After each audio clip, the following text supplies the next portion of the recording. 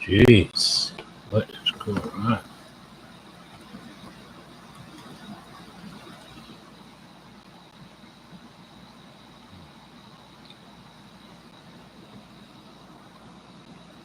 Excuse me why I figure out what is happening here.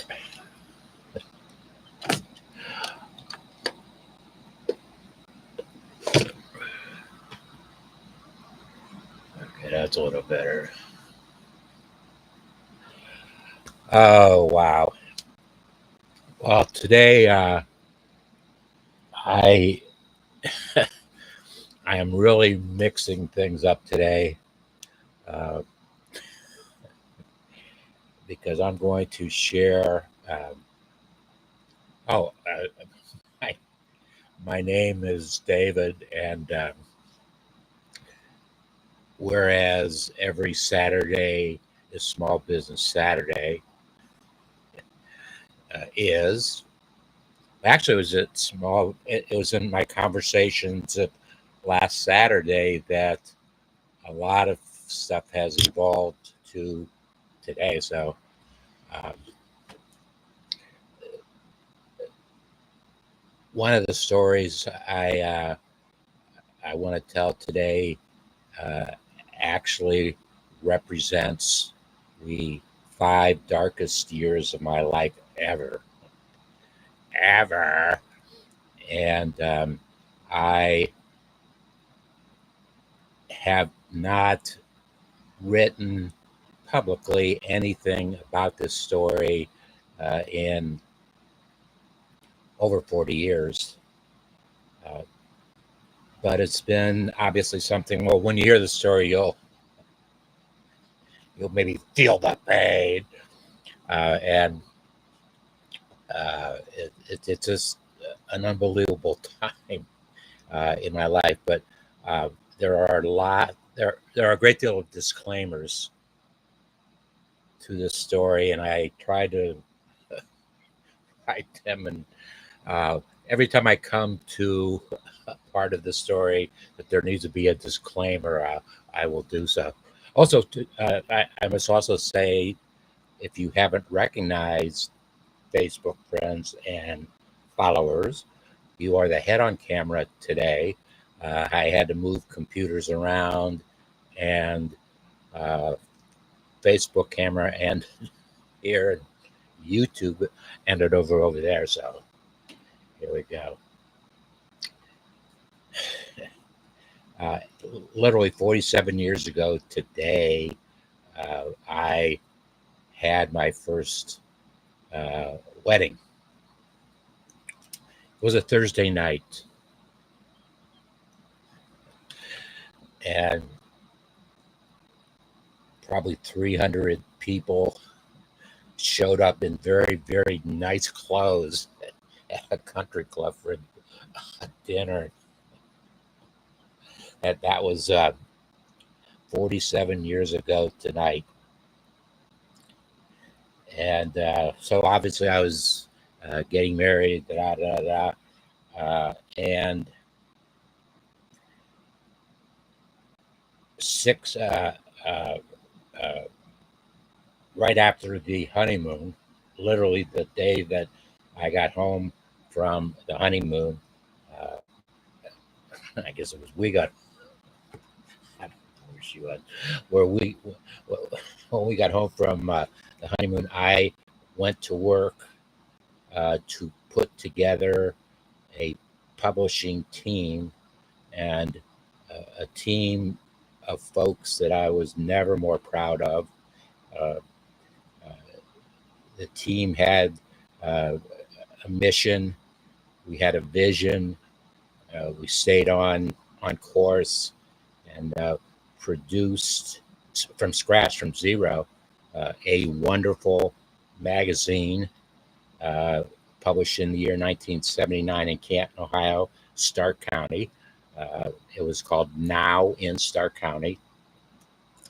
And we had achieved in um, 11 months, the 11 months of 1979, unbelievable business uh, goals. We met and exceeded actually our expectations, and were a profitable publication on the 11th magazine that we did, which it's unheard of in publishing. It's unheard of in small business, but we did it. We did it, and uh, I was forced to make a decision in my life, and obviously, it was the absolute most difficult decision I have ever had to make in my life. I had a wife of a year who actually, I don't know what she did, was actually some part of.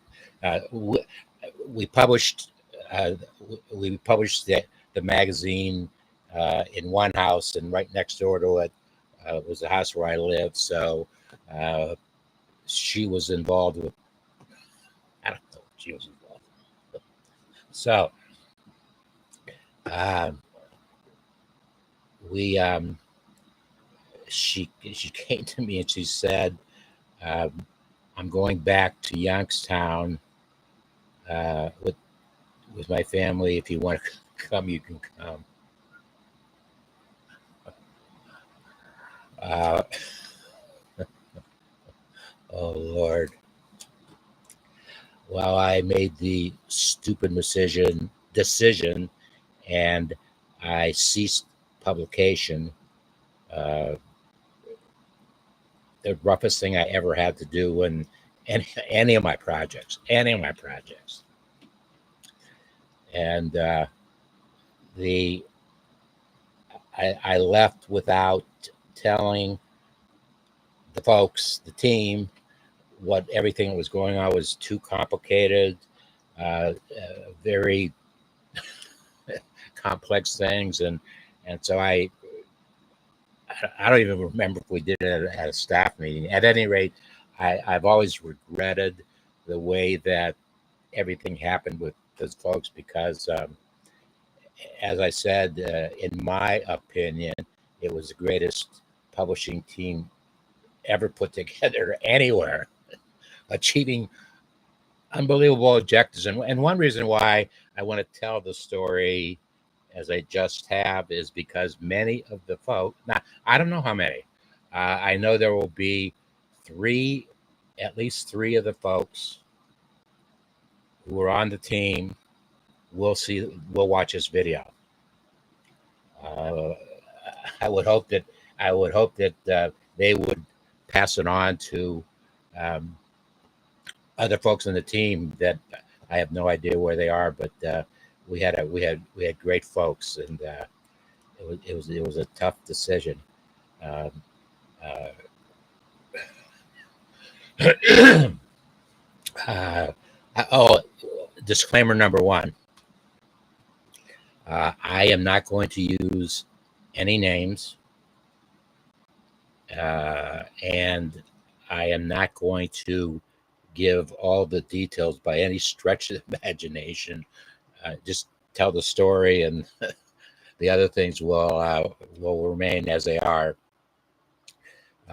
because uh, one of the practical reasons is uh, the very last thing my father-in-law said to me in a 90-minute closed door conversation, very last thing, he looked at me and he said, uh, "You ought to leave Youngstown right now. And if you ever come back, I will use every resource I have to destroy you." Those were his words. I don't know where I was. I looked at, wow, uh, the publishing side of me said, well, why? What's going on? And his face turned every color of red there was and did not want to give me an answer, and sent me on my way. Well, uh, I don't know. With my life being threatened over 40 years ago, uh, I don't know. I don't know where any of the players are, and so that's that's going to be the end of that part of the story. But to tell you some of the things that happened, and um, it took me. It actually took me to, some time to step away from the situation and say what just happened, and it wasn't very long after that. It was some months. It was not a year, but it was months. Uh, uh, I uh, all the pieces fit together. All the pieces fit together, and I uh, at that time then realized uh, that the umbilical cord that I cut. Uh, I might not have the rights to cut the cord because it might not be that child. And uh, not one word was ever said to me. Only at the time that the marriage had to break up, all the pieces started to fall into place, and an attorney was hired that created a divorce agreement. Sign here, and I was in no place to hire attorneys. Well, it was not going to be allowed.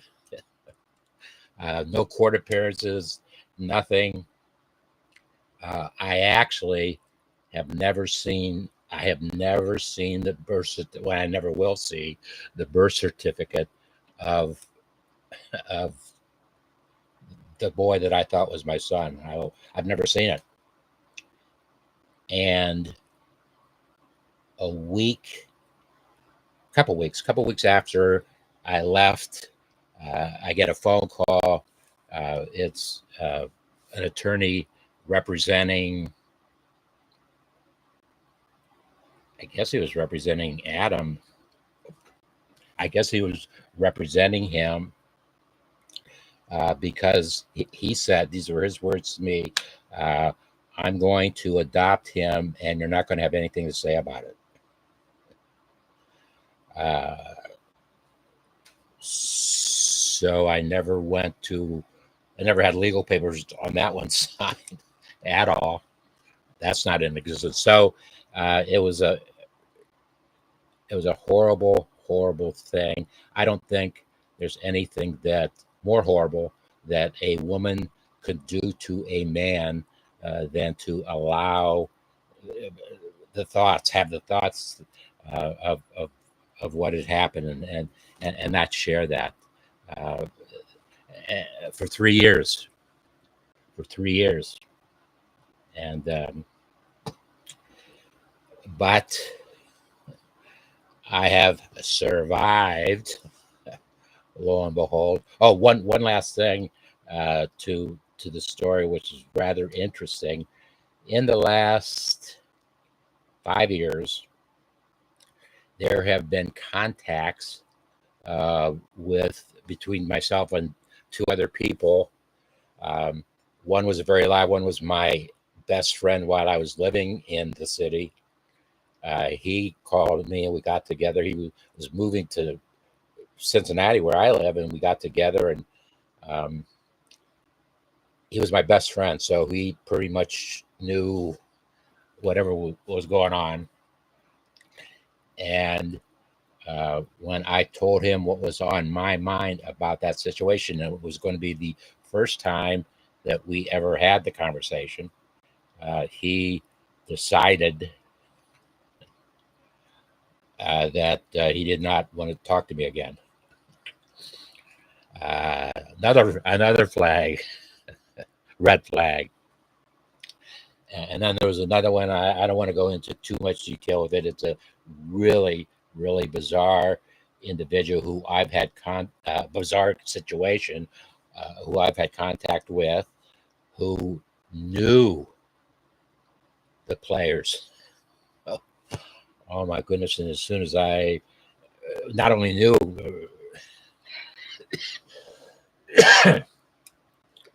called my ex-father-in-law his best friend. I said that's not a good thing. So that whole thing quickly subsided. It was one thing after another. The pieces fit together, and obviously, you've now heard the top line to uh, the 5 darkest years of my life. But it's an interesting segue, or provides an interesting segue, which I decided, and you heard discussion about it, conversation about it. If you follow me, you heard on Saturday that I made a decision, a publishing decision. Uh, Now I have to make some technology decisions about a book that I want to publish. And I actually came up with a working title.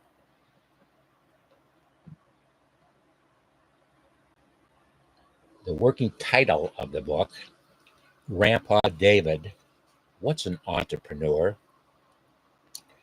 Subtitle, The ABCs of Entrepreneurship, Business, any size is in parentheses, marketing, sales, value, trust. Uh, the ABCs of those entities. And then I had a comment, this digital book and accompanying videos are dedicated to my oldest grandchild, Eloise, who asked me this provocative question, Grandpa David, what's an entrepreneur? 5 years ago, she asked me the question. And in August, she will be celebrating her 12th birthday. So as a 7-year-old, she asked me that question. And oh my Lord, I got choked up, and I mumbled 2 sentences, and I'm sure they meant nothing to Eloise. They didn't mean that much to me. But the final comment, the third sentence I said to her was, uh, Eloise, sweetheart, I am going to show you, and I'm going to spend the rest of my days showing you what an entrepreneur is. Uh, and she had kind of a smile on her face. Well, literally, things started to begin to come in place with Project 10,000 almost 5 years ago. Um, and we're ready. Wow, it's things are happening. Things are happening, and I am going to be dedicating the book to you, sweetheart, and it's going to be done in the manner of a father or grandfather speaking with a son or a daughter, a child or grandchild uh, about business, about entrepreneurship, and the way that uh, now I got to figure out how to do it and how it's going to be delivered. It definitely is not going to be a traditionally printed book. That is for sure. Uh, it's going to be done digitally. I found some uh, art AI software that I'm going to fool around with to create some storybook pages. I hope. I got a segue. I have to drop back for an interesting story I had this week about my publishing team of uh, well, 1979, 31 plus 25 is 56 years ago. Uh, no, 46 years ago. wait a second. 1921 plus 25 is 46 years ago. Could have been 56 already. 46 years ago. And as I was fooling around with trying to figure out some of this AI software, which is fascinating to me, I actually tried one out. I have one. I purchased a lifetime license for one, very, very, very inexpensively, and I started fooling around with it. And I was getting some result, not the result that I wanted. And it was taking me too long to do it. So I came upon the idea. I actually contacted two of the ladies who were in our graphic arts department back in the publishing back in 1978, 79. I contacted them because we reconnected on after all these years on Facebook, and I asked each one of them would they be interested in a 1 hour project. It would be constant work, 1 hour project, period. And both of them, it, they were they both stated in their replies that they were happy that I thought of them after all these years. Well, I had the greatest art department, and Sarah kind of took control of that years before. She was my original graphic designer when I bought a publication in 1974, and I think Sarah became my graphic designer in 75, probably. Well, I know from a marketing and sales viewpoint what I want on a page, and I lay it out, and I have the content. That's not the issue. And I want it to look graphically pleasing, and very many times it can enhance the story that you're trying to tell with the graphics. Many times, well, I would give such a challenge to Sarah, and she came back 99.9% of the time with the right answer. So I contacted Sarah and Barbara this week, and both of them stated, and I can totally understand it, that they are in a period in their lives right now where um, they don't want a commitment of a project uh, deadline, and that's fine. That's absolutely fine. Uh, my challenge is that virtually everything I've done in my life has a deadline, so I am very, very deadline oriented, and so, anyways. I'm going to change direction a little bit. I'm going to try to. I don't know. I don't know what the answer is yet. I'm still playing around with it, but uh, definitely it's going to happen. It's definitely going to happen. And basically, I'm going to take my book from 2007. How do you answer these 749 questions about your small business? And it was a fantastic project of mine, and the last 100 days of 2007, I, I put this book together from cover to cover, literally from cover to cover in 100 days. And wonderful time. At any rate, um, uh, I am very much about business keywords and a keyword index. Uh, as it goes, each one of these concepts in the keyword index, if meaning keyword index, is if you were doing a Google search, and if you put in these words, this is what would happen. Um, Interesting enough, uh, AI thinks there's something better than a Google search, and that is the growth and development of AI. And I'm going to give you a hint.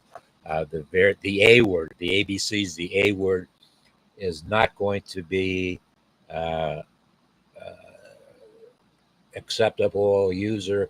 It's not going to be the words I have here. It's going to be AI technology or AI something, because I will say that in my 55 years of doing this, what is happening right now is the most amazing thing that I've seen, and it's great. It's great that I'm able to see it, uh, and I'm having fun with it, which is even better from the original days of publishing. Now we've always had fun with what we publish, and that's got to be an important part of the project of your life, of choices that you make, permanent choices, choices that are everlasting, long choices.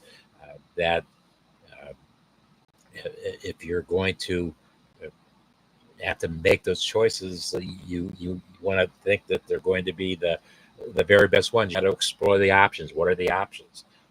What's the direction? And so I'm going to take uh, my keyword index is actually about 1,000 keywords to come up with in the 749 questions. So apparently, I was double loading some of the questions, but this is going to be the foundation. The interesting thing, and it's like a progression of things that are supposed to happen. I wrote the book as a workbook. I created a workbook. I wanted the business owner, big or small, uh, student of entrepreneurship, student and business student who thinks maybe someday they would like to become an entrepreneur and have a business, if they would write in their answers, write in their comments. That's an important question that I need to think about. I'll call my lawyer, I'll call my CPA, I'll call Small Biz David. Uh, Not necessarily in that order. Well, I didn't provide answers, and lo and behold, and there were about 5,000 of these books were put into the hands of students, and I went into many of their classrooms and talked about what was in the book, and see if I could get them interested and excited about it. I don't know whatever happened there, but those are going to be the ABCs, and uh, it's intended to be done with a well, not young, not old, but a grandparent or parent sharing information with a child or grandchild. In my particular case, my sons are way too busy doing what they're doing, so I I I don't get involved.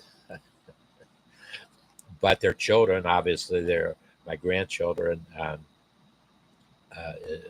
It's fun, and some interesting things are that they don't know about yet are going to happen with them and Grandpa David. But that's going to be it's fun. I've started already. I got the concept going. It's going to be very difficult to pick how I want to do it. And so far, I've come up with two ideas. Number one, I would send a video and a copy of the book uh, in the email once a month. And this is what's going to happen in that month. And there'll be stuff you can talk about. And then it'll happen again the next month. So I'll have a monthly fee to buy it for 1 month, access for 1 month. And if you like it, I'm going to come up with a yearly minimal cost. It's going to be less than right now. It's going to be less than three figures, two figures. But once a month, then you'll get an email from me, and in that email will be a attachment of the book that I have created. plus a welcoming video of explanation or whatever, uh, whatever might be happening at that moment. That might be a great place to get some corporate sponsorship. If you know anybody who would like to corporately be a co-sponsor with me on any of the things that we do on Project 10,000, any of the things, the book is a part of Project 10,000, because there are going to be um, value and trust, business value and business trust are the main themes of all my commentary. So back in 2007, I wrote no answers. And the biggest complaint I got about the book was that they wanted answers. They wanted answers to the question. And I politely said that if I had provided answers to the questions, it would have taken me um, at least an additional year with God knows how many hours to create answers to all those questions. But I'll do something even better. I will start producing live streaming YouTubes. So the very next year, in 2008, I produced my very first YouTube live stream. And since then, now, through all the iterations, since then, I have created over 3,000 hours of information about entrepreneurship, business, big and small, big or small, um, market sales, marketing sales, value, trust, uh, all those themes are available,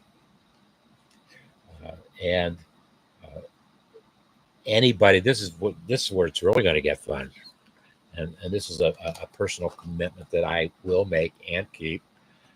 Anybody who gets involved um, uh, because they are interested in Project 10,000 and how they can become a very active part of Project 10,000, because they are interested in doing that, making all kinds of opportunities available to folks. I started to talk about this a second ago in terms of finder's fees.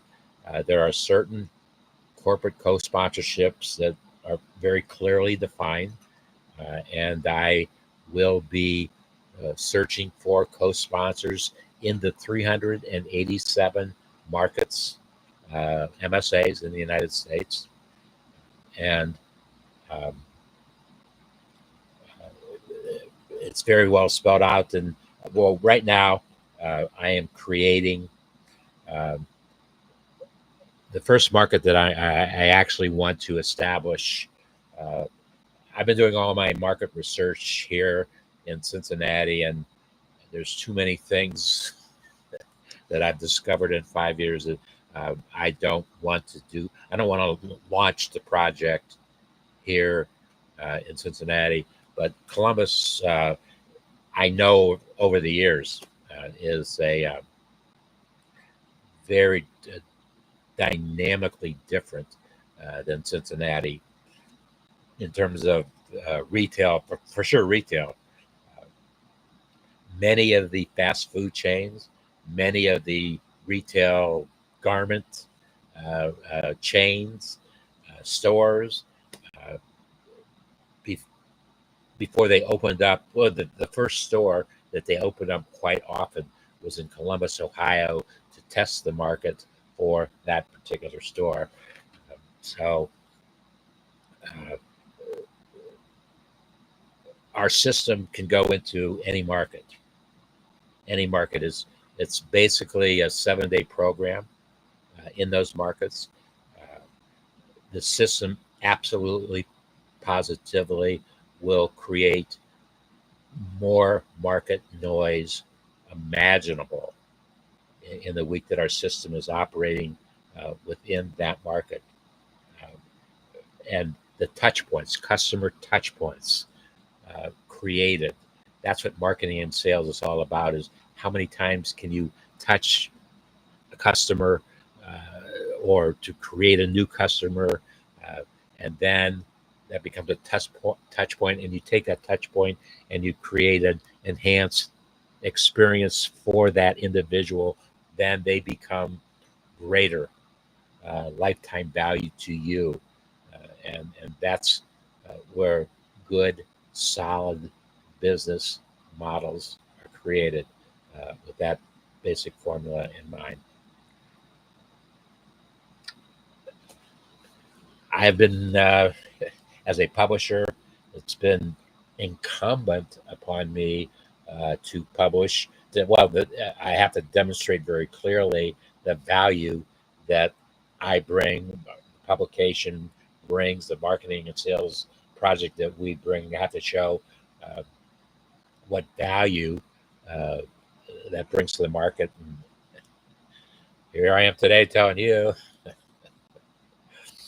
uh, but now so more than ever, also a an outcome of AI technology. AI technology is wonderful. It is incumbent upon you in your personal life or your business life to just try to get an understanding if some aspect of your life can be enhanced by using the knowledge that is available to you. Just to put it into pretty simple perspective, I'm pretty well convinced that AI technology, Chat GPT, originally grew because of dissatisfaction with everybody going to Google, do a Google search to get their information. So all Chat GPT did, it started to add databases to the information, the library of information that they go to, so that they can come up with an enhanced answer for your inquiry. You still, to get the best result, you still have to creatively ask the question, not guide the answer, but guide. Well, let Chat GPT or your favorite AI technology do the hard work for you. Personally, I use Google's AI tool, Gemini. I have to. I don't have a choice because since 2008, uh, 99.9% of all the information that I publish, be it something written or be a video, uh, is on a Google, an Alphabet, Google, YouTube server, cloud, someplace.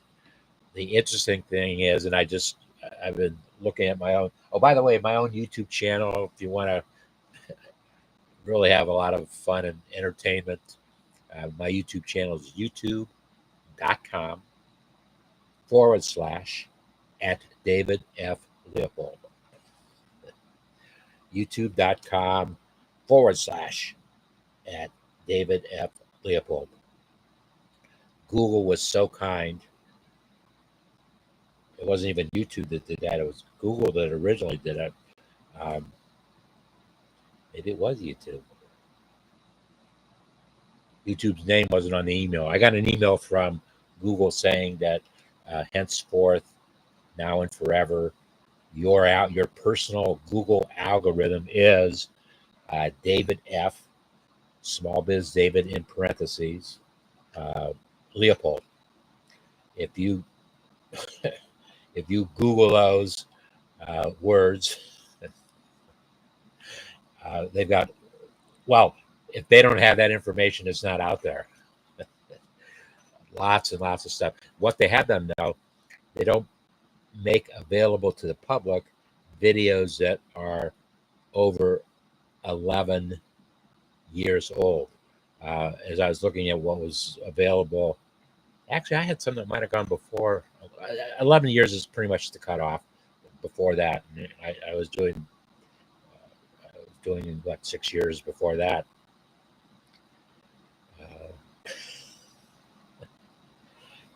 I actually just now found a page on my Google channel that I didn't know existed. I absolutely, and I was looking at some conversations I had with folks. I even forgot about these folks, and but then remembered the fun that we had in the conversation. And so you go to youtube.com/ at David F. Leopold. Um, all the videos available are there.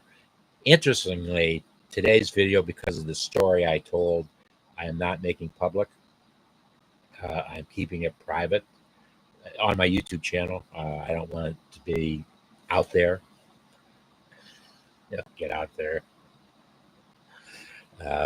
So that's about it.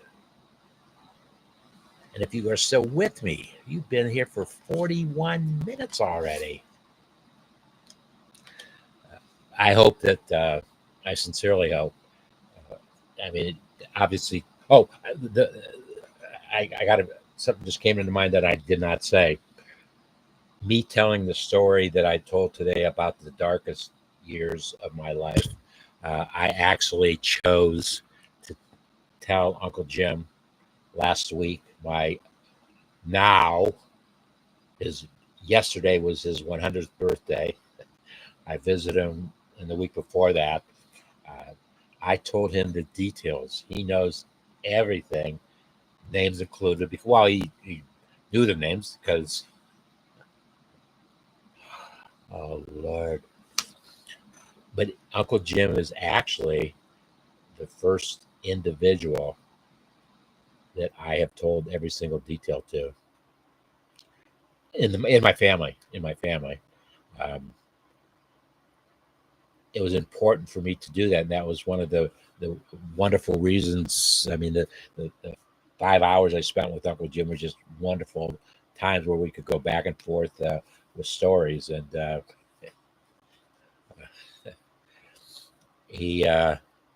sure he's always wondered. One time with Uncle Jim, uh, I was I guess studying for my graduate degree at the University of Cincinnati. And I had a girlfriend back in those days, and we traveled um, east to head towards New York City. She was always going to New York City, so I don't know why we were this time. Anyways, we stopped in Williamsport, Pennsylvania, where my uncle lived for lots and lots and lots of years, and we had a lot of fun with him. Well, it was 1972.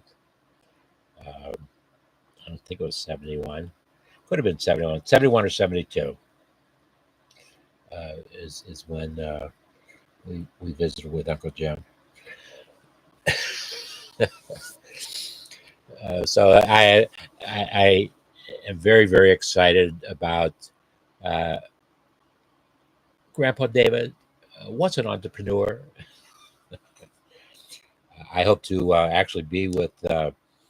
Waiting for clearance from her father as far as the date goes, uh, uh, to be in Dallas, where Eloise lives on her 12th birthday. I can't remember how many of her birthdays I've actually been to. I remember her sister Evelyn's first birthday. I've got a mug over there. I'm holding both of them. Um, Evelyn is 1 in the picture, and Eloise is 3 in the picture. We have both holding them. I definitely couldn't Old today.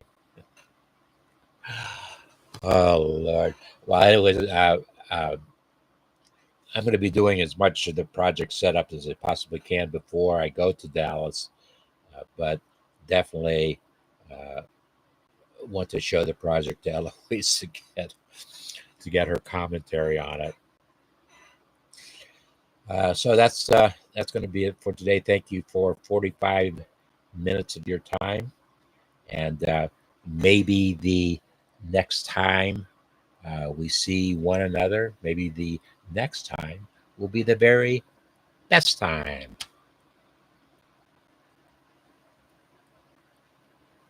Enjoy your day.